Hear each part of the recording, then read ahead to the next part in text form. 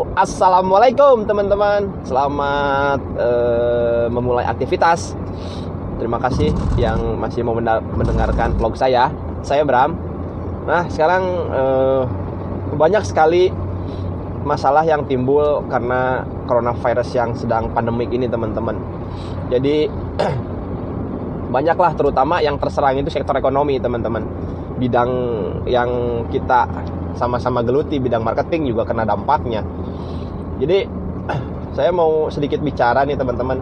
Kebetulan di lingkungan rumah saya juga termasuk yang terkena dampak, yang harus ya diprioritaskan itu bekerja di rumah, terus tidak beraktivitas yang tidak perlu di luar rumah. Sehingga ada tetangga saya kebetulan dia berjualan bakso, teman-teman. Nah, itu udah hampir 3 minggu tutup.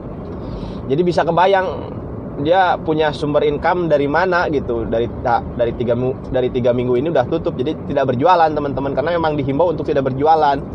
Nah, itu jadi sangat-sangat jadi perhatian saya. Gimana kalau saya di posisi dia gitu, punya usaha yang usahanya bener-bener gak bisa jalan karena ada pandemik virus ini. Nah, saya berpikir kemarin juga sempat cerita, yang ngobrol-ngobrol lah. Kebetulan tetangga dekat rumah, jadi kita sering ya bertukar pikiran lah istilahnya. Saya juga pengen bertukar pikiran dengan teman-teman nih. Jadi kalau itu saya kasih saran gini, kalau memang pada saat ini ada kesulitan, coba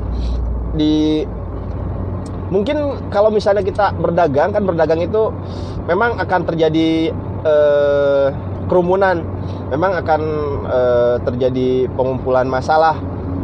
Tapi kan bisa dibatasi. Mungkin porsi jualannya tidak sebanyak hari-hari normal sebelumnya, misalnya dikurangi porsinya. Kemudian bisa sebelum masuk dikasih, sekarang kan semua perbelanjaan mini store itu ada tempat cuci tangan, misalnya bisa disiapkan juga tempat cuci tangan. Kemudian jarak tempat duduk apabila makan di lokasi agak direnggangin, jadi mungkin semeter atau setengah meter, jadi jangan sampai langsung bisa kontak fisik. Ya mungkin itu juga bisa jadi solusi, teman-teman.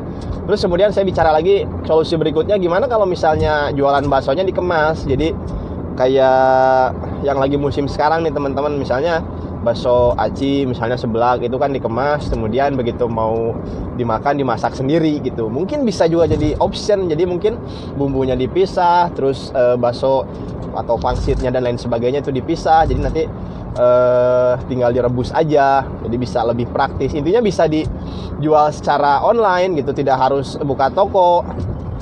Nah, kemudian bicara masalah online juga, kita mau tidak mau harus melek online, maksudnya sosial media, karena itu cara yang paling tepat, efektif kita berjualan di tengah kondisi sekarang. Jadi kita pergunakan sebaik mungkin. Ya kayak gini nih, saya jadi menggunakan media sosial YouTube misalnya, kemudian kita menggunakan media sosial Instagram atau ada Facebook. Itu juga masih efektif, teman-teman, kalau kita bisa menggunakannya. Terus sekarang juga sudah banyak merchant nih, teman-teman, misalnya seperti Tokopedia, Bukalapak, Shopee. Kita juga bisa daftar jadi jualan di sana. Jadi banyak cara lah.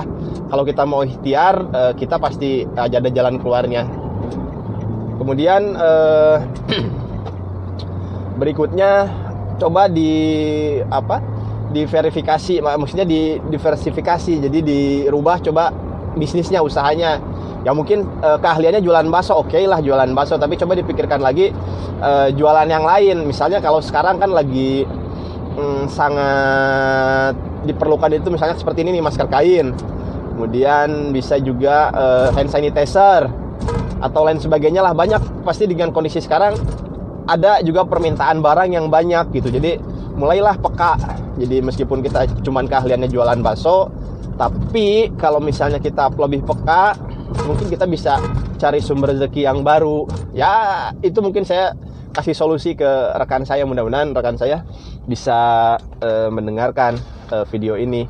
Buat teman-teman juga yang mengalami kesulitan yang sama, saya juga sama, agak kesulitan bertemu klien, agak susah, follow up new project agak susah. Tapi ya memang itu tantangannya. Jangan mau menyerah sama situasi, jangan mau menyerah sama kondisi. Kita pasti bisa melalui ini semua. Ya Kita semangat, tetap berpikir jernih, tenang, jangan panik. Semua pasti ada solusinya, insya Allah. Mungkin sekian vlog kali ini, semoga ada manfaatnya. Hatur nuhun, terima kasih, thank you, arigato, see you next video, bye bye.